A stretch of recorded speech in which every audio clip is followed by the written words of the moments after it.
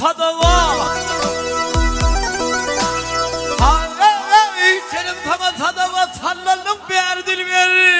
ve uzun bu bulgunun bu mayna bayra dilber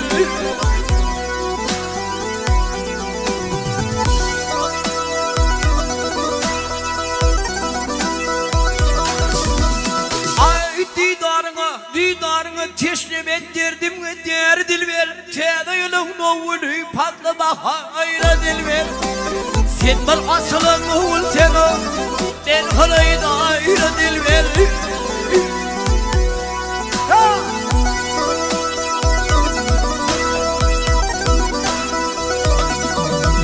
ay dalaşsa kılvat yerde dillerine asayım yerim sana dökülen zülplerine azayım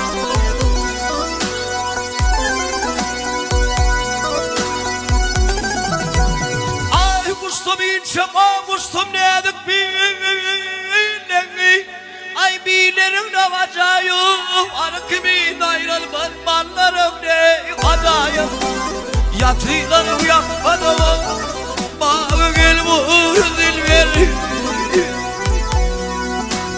Akbil verin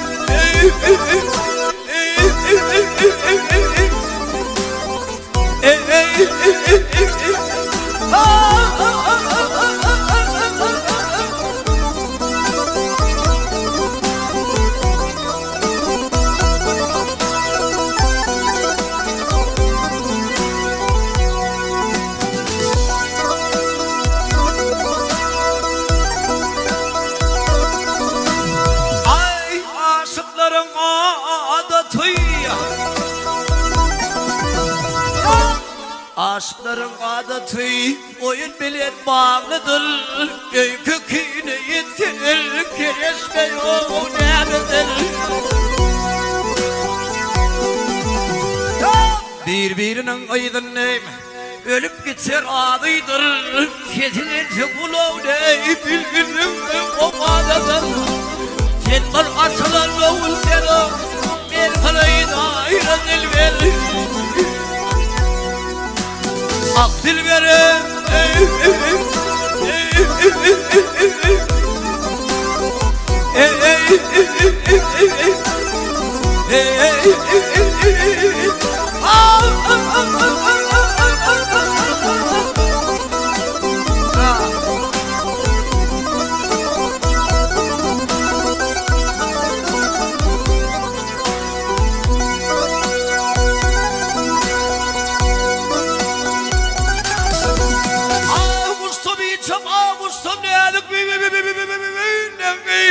ay bilerinle acayım arı kimin ayrılmaz batlarım ne acayım